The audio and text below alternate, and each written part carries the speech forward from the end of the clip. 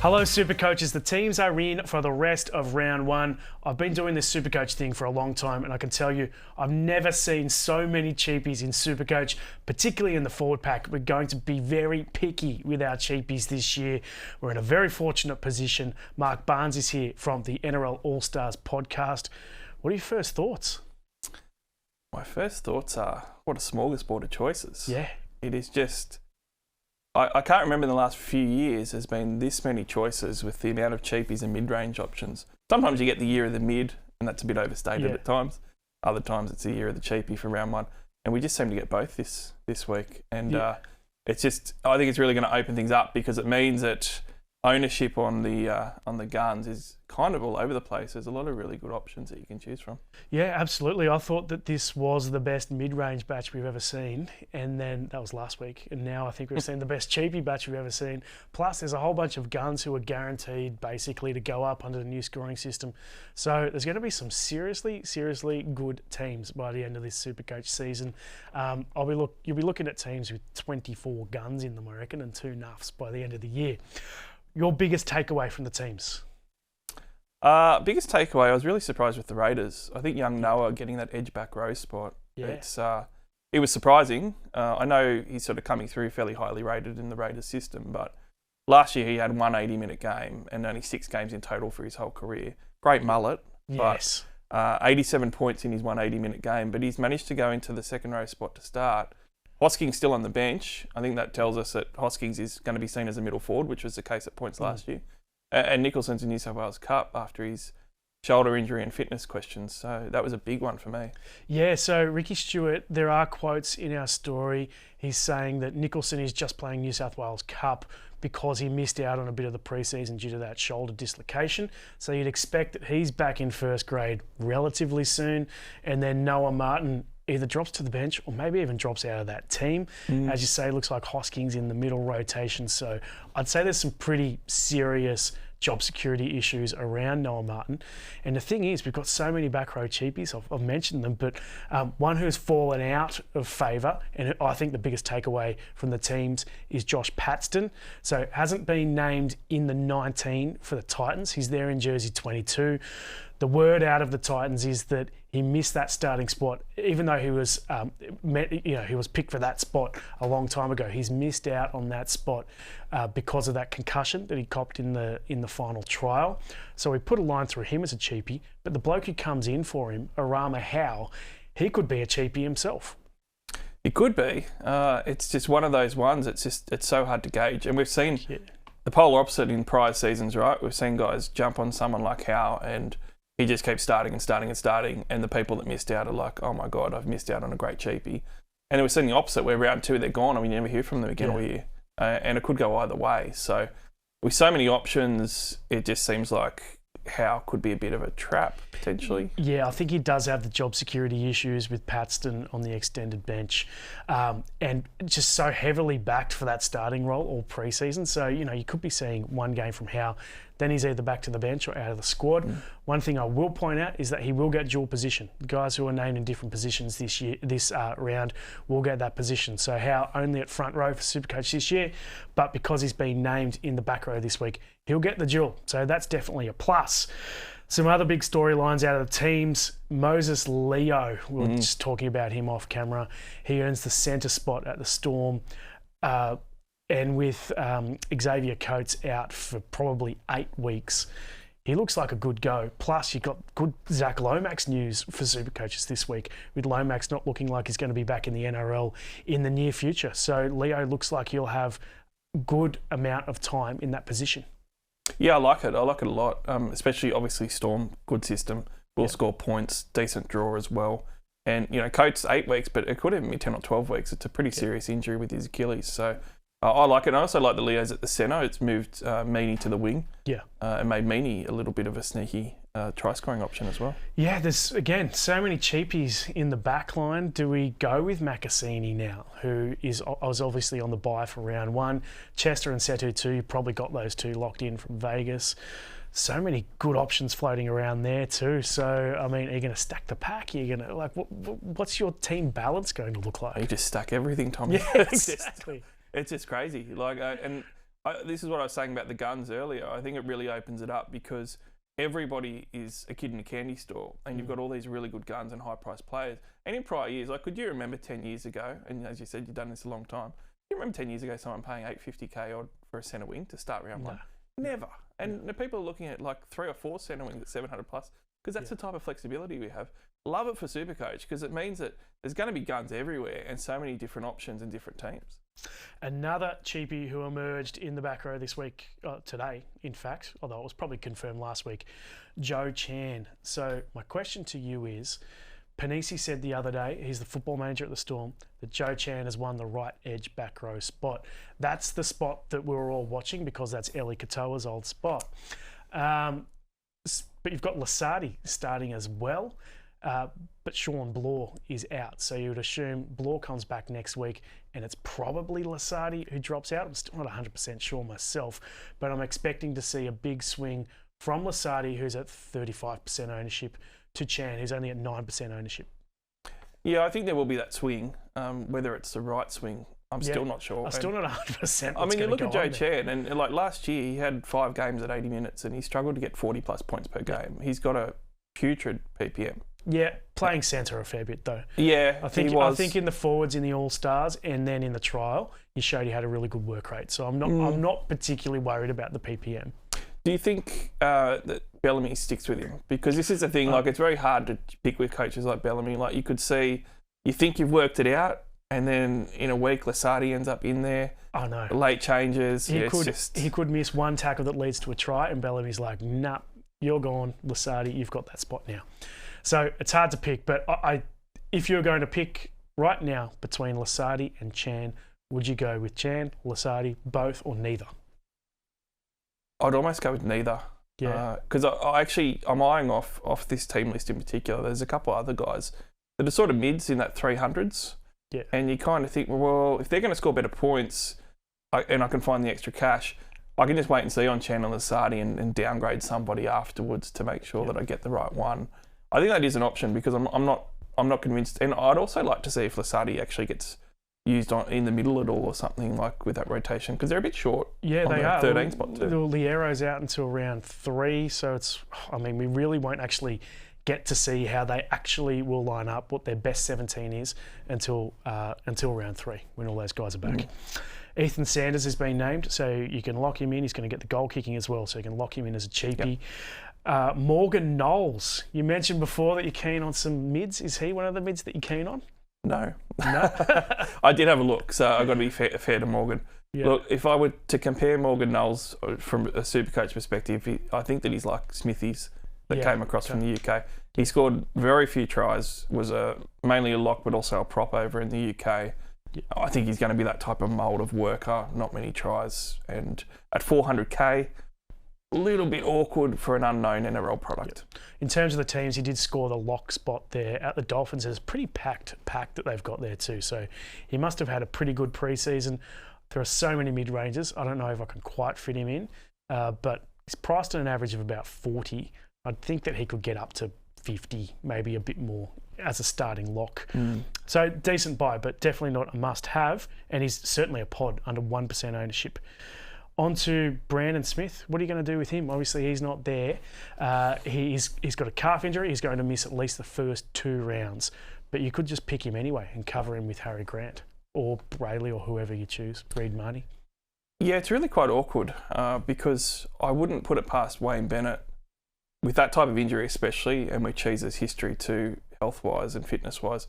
He just comes off the bench when he does return. And Mamazoulis is getting 55 minutes and Smith is getting 25 for the first 2 weeks.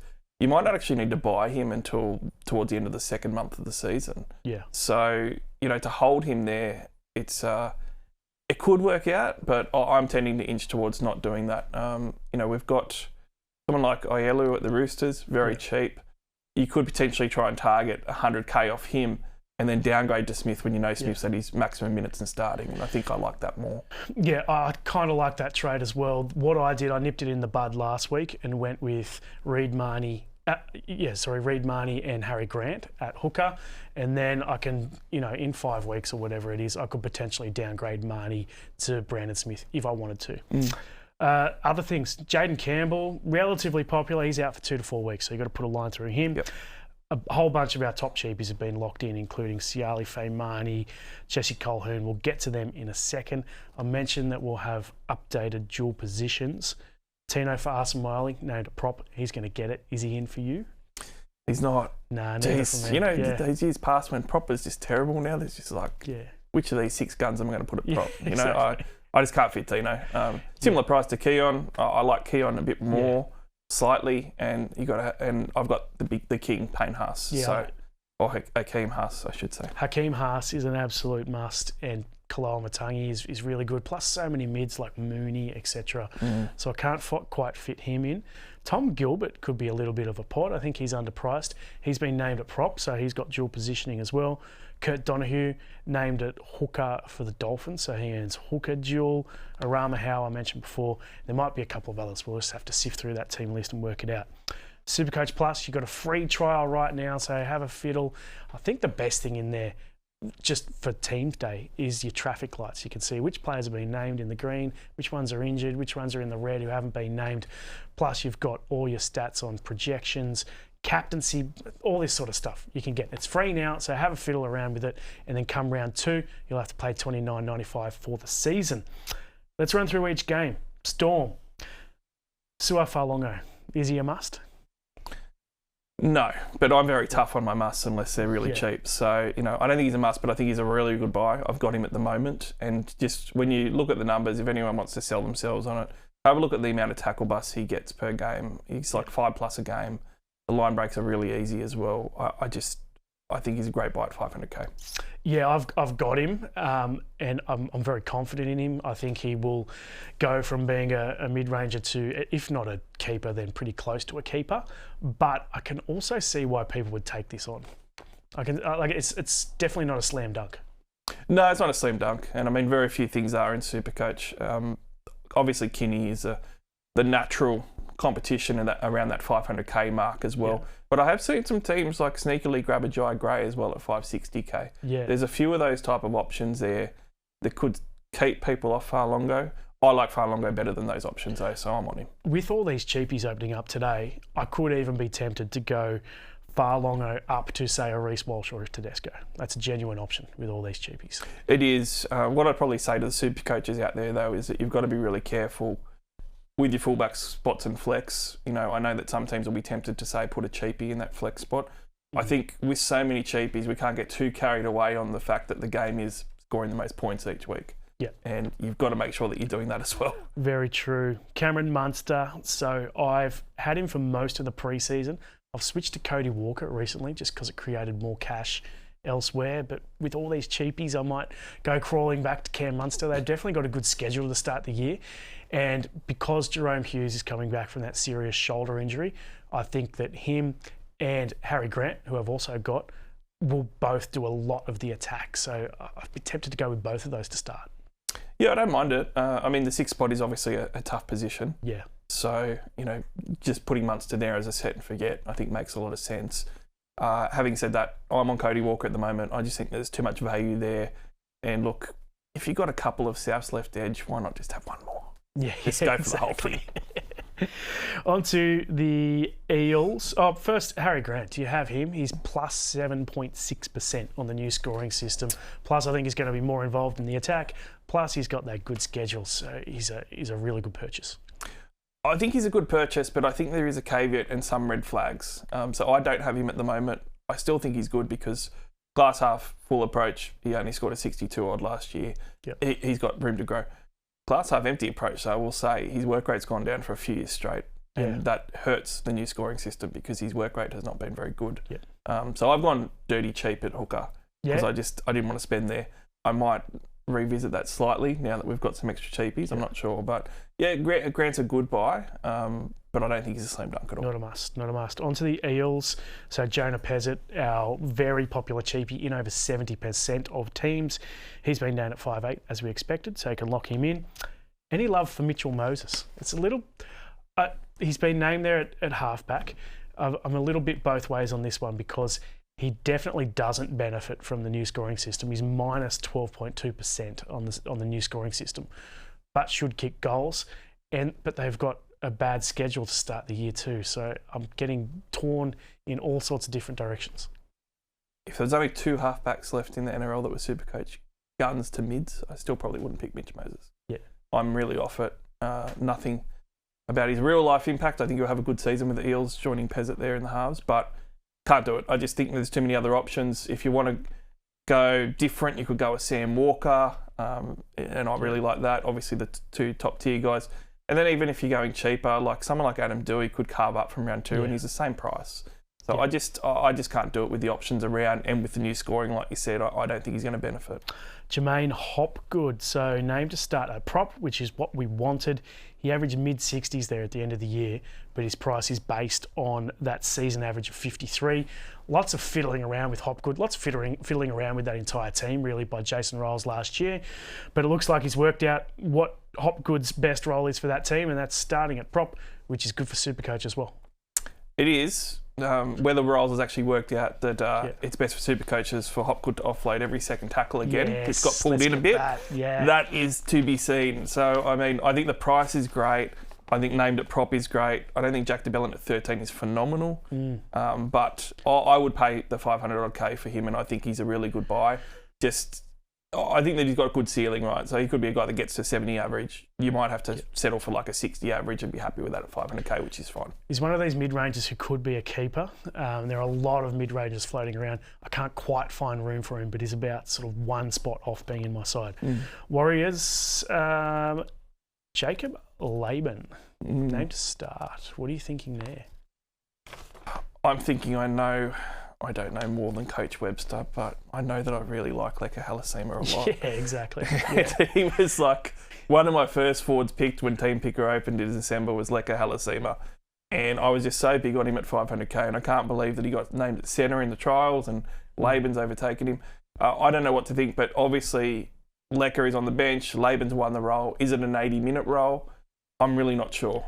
He seems to persist with guys like CAMPBELL playing 80 minutes on the other edge. If Laban's at 60 minutes at 300k, is it worth it with the other guys that are there? I really don't know. And I'd be worried as well that in 2 weeks or 3 weeks, Leka takes that job or splits minutes more, because you just got to get Halasima minutes. So, not sure. Is it just a rev up for Halasima? Halasima must have had a bad preseason. Who knows? Something might be going on here. Laban's had a particularly good preseason. But yeah, there is something in the back of my head. This is not male, but there's just something in the back of my head telling me that this could be a rev up for Halasima. So it could be a little bit dangerous. In Laban's defence, Laban has looked good. It wouldn't surprise me if just on talent he's earned the spot and he goes on with it. It's just, you can wait and see in SuperCoach sometimes, and that seems to be a classic option. This is a stat from Max Bryden, our early mailman. So he's played Laban, played 4 games over 40 minutes in his career, and he's averaged 52 in 56 minutes. So could be a really good purchase. Yep. Onto the Roosters, your boys. Any love for James Tedesco? He's incredibly low. You're telling me you don't have him? I don't, just because you got Kitty and Farlongo, plus I got Drinkwater, which was a massive failure. What did we say before? You still got to score points, Tommy. Yeah. So you've got him? I've got him, and he might have been my captain this week. Yeah. I tell you what, I really like it. I think 12% ownership, and then you take that down significantly for captaincy options as well. I love Teddy this week against the Warriors. Yeah, I'm kind of coming around to it too with all these cheapies. Sammy Walker, 20% ownership. So he was a pot at one stage in single digits, but he's gone through the roof after that trial performance where he scored 112 points. Looked really good. Yeah, and I think it's really encouraging Trent Robinson's comments about how he's giving everybody free rein just to run both sides of the field and just to play footy basically and take turns. I think that really adds to Sam Walker's appeal, because if you just have Sam Walker being able to play footy and not stuck on an edge, he's such a good footy player. So I really like him. I think if you're not going to go Cleary and you're not sure about Hines, he's the guy. He's the option. Yep. On to, Uello we've spoken about. A bit of value in the pack as well. Going to talk about one of my boys. You just come up. You say it. Mate, it's Angus Crichton. I know it is. Well, no. Well, Blake Steep on it. There you go. Look, he's hit it. Tommy's a professional. Blake Steep, 394,000. Yeah. You look at it and go, well, Radley's to come back, which is true, but because the Roosters got the round 5 bye, Yeah. 5 games for Radley puts him back at round 7. Yeah. So that's a lot of time there for Steep. And if he's a PPM beast and he's such a good worker and he benefits from the new system of scoring as well with the tackles that he makes. So he's like, I think that his basement is like 55 points a game and he could easily be 65 points a game. So you could be starting a guy at 394k every week in your side and easily make the 100, 150k before Radley even comes back. So, and Radley was used on an edge last year at times and Nat Butcher's there at the moment. So there's a lot to like about Steep. It's a bit more expensive though. So can you pay the extra almost 100k on some of the other options? Well, I think Butcher's a little bit of a pod as well. He could improve his stats from last year. The issue I've got is I used up a lot of my mid-rangers last week with Mooney, and I went with Hamish Stewart over Heelan Lukey, which I'm regretting a little bit. But you look at their base scores and they're actually pretty similar. So yeah, I'm not sure how much room I've got for mid-rangers in the pack this week, but I do really like Blake Steep. Onto the Broncs, Reece Walsh. Are you doing it? We obviously not because he got Teddy, but he's minus 4.9 on the new system. But you could argue that he's very underpriced when you compare what he did in the first 20 odd rounds last year compared to what he did in his run to the grand final. Yeah, I think there's about 12 different narratives that you could argue as well about the Broncos, but the World Club Challenge might have put some people off as well. And then I just think that you can't obviously have Teddy and Walsh, and I'm very much for Teddy. If we were a week ago, Tom, I would have said I'm very much Drinkwater over him as well, but we all know how that turned out. But yeah, I think that Walsh is maybe slightly overpriced. He went on a really good run last year, but if you look at the entire season, it's pretty unsustainable that last couple of months. Whereas I think someone like Teddy has done it, across his career for multiple seasons. So I'd rather that and just to wait and see on how the Broncos start the season. He's definitely not noted for his consistency of Reece Walsh, so that does count against him. On to the Panthers. Any love for Isaac Tungo? He's up about 8% on the new system. So the try assist rule, where the try assist is given to the last pass under the new stat system, definitely suits Tungo, but the Panthers have a really tough schedule to start. Yeah, the first 5 weeks isn't great for them. And, it's one of the reasons why I haven't got Nathan Cleary, why, I think that he could take a little hit on his value. And for Isaac Tungo, I don't have any love for him at all.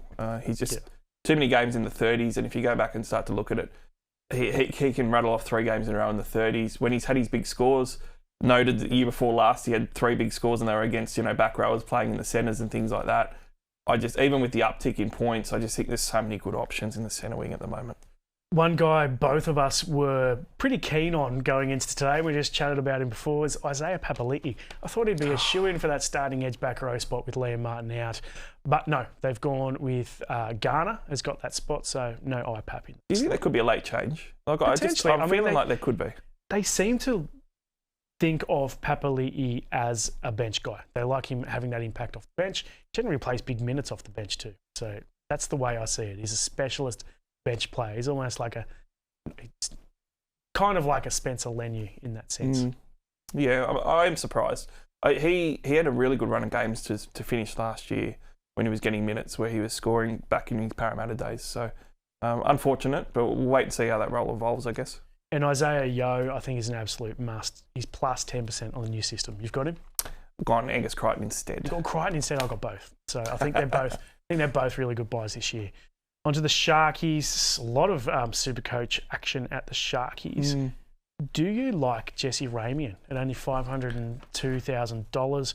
Contract year, and there's already chat about where he's going to go. Is it going to be PNG? The Bears, I think the Storm wanted him for a little bit there. He was caught up in this Lomax stuff a little bit, so he's definitely playing for a contract, and it looked like it in the trials of the All Stars. He looked really good. So barely scored a try last year. He could up that this year. Well, he should, because he only got the 3 tries last year and played basically this season. So, but I'm going to say no, I don't. I think he might have a bit of an uptick. I think he might put in for the Sharkies, but he just doesn't have enough of that attack, and I'm just not sure how much is going to go his way. So, yeah, I'm a no on him, but I tell you this, it's a good matchup against the Titans straight up. I even had a sneaky look at someone like Britton Nickera, who scored 90 plus both his last 2 games against the Titans and things like that on that edge. So, yeah, it could work out, but not for me. It is a good matchup, and for that reason, I like Nicho Hines. So I've got him locked in as my halfback. Stone Street's popular. He scored that wing spot. KL Ero, are you going to pay up the big bucks for KL? He benefits with the last pass rule. He's one of the best in the comp at that. But he did score basically a try a game last year, plus he's injury prone. So I'm not quite sure he'll be able to keep it up. But look, I don't have him, but I've had him for long periods during the preseason. I'm a bit torn. Well, look, I'll put it this way. A lot of us are paying up for Herbie Farnworth, hoping that he can keep it up, and he did the same thing, and he's 150k more odd.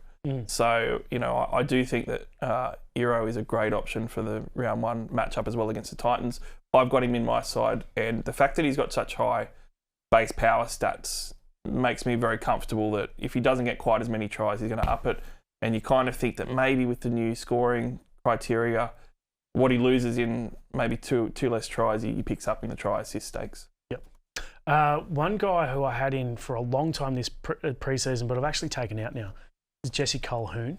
I think he will go up in price. He'll probably average 10 more points than he did last year and make, 100k, whatever it is.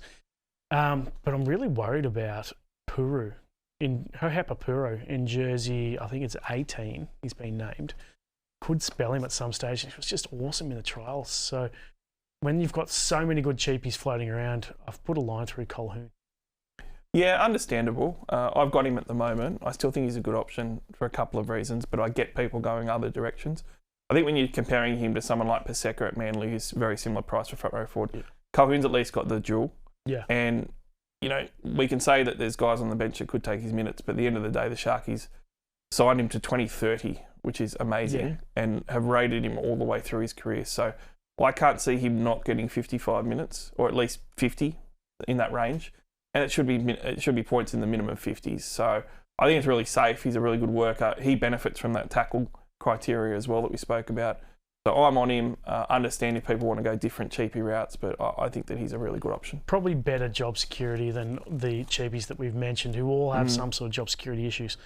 On to the Titans. So Keanu Kinney, we think, is a must, yes? Not a must. Not a must? No. I think if somebody went far longer over him, and this is where you've got to be really careful with your team balance, Tom, because you can say, oh, look, Farlongo is a must, and so is Kinney, so I'm having both. And then you've got like a third fullback and it's cheap and you don't get enough points out of it. And, if Drinkwater doesn't get injured, let's pretend that he fired. And then you've got Walsh might fire, and then you've got Teddy might fire. Ponga absolutely blew the house down with that performance last week. You all of a sudden scrambling to get these at least two gun fullbacks in to be able to keep up with the Joneses in the scoring stakes, So to me, I've picked one of those guys. Kinney's a great option. I just think he's not quite a must. On to Cooper Bye. So he's probably gone down the cheapie list a little bit, given all these guys that have emerged today. But he has been named on the bench. I'm expecting 30-odd minutes at his PPM, 35 points. It's going to be a slow burn, so I could see why people would not go with Cooper Bye after today's teams. Still think he's solid cheapie. In any other year, he'd be a really good cheapie. Yeah, interesting. I think Claes Haas playing through the middle and the comments on that from Hannay probably take a bit of the shine off Bye as well, because Haas has been used on the edge previously. So, yeah, I'm just not sure where the minutes are going to come for him. I think you could put him in and just be one of those guys that you hope gets a job down the track just on talent, because he looks really good. His PPM looks like it will be really strong at NRL level. But yeah, it's a touch and go. But then we saw someone like Couchman off the bench for your Dragons, and he goes out and busts out a massive score with big minutes. So yeah, lots of moving parts there, that's for sure. With Setu too getting the cramps, and then Moses Sully had the concussion, so that meant McPhee and I had to be used. Of course, there's no Jacob Little, so I'm worried that that's not going to continue. There's so much luck that can happen, and it could happen with Bye. He's got a lot of talent, but yeah, obviously not a must. On to the Sea Eagles. So Paseka, very, very popular for good reason. Jake Simpkin, Joey Walsh, I'm convinced is going to be a really good Supercoach buy at some stage. He's been named at 14. I reckon he's going to place massive pressure on Luke Brooks this season. I wouldn't be surprised if in, let's say, round 5, Joey Walsh starts in place of Luke Brooks, and that would be perfect timing because Atkinson or Sanders will have got two nice little price rises, and then bang, we can go down to Joey Walsh.